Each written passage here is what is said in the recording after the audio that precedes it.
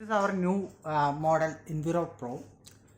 If the fan is not working in our remote control, so you can see that there will be a light indication if the remote is working well. So if there again also it's not working and it's not responding fan, how to pair? In this model we need to pair with the fan. Two remotes we can pair. So how we can pair this remote? That's what we are giving a demonstration videos. So here I'm just turning off.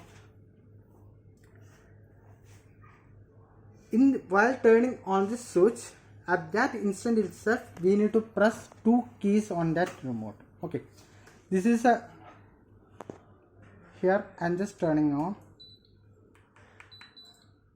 First you need to press off and 1.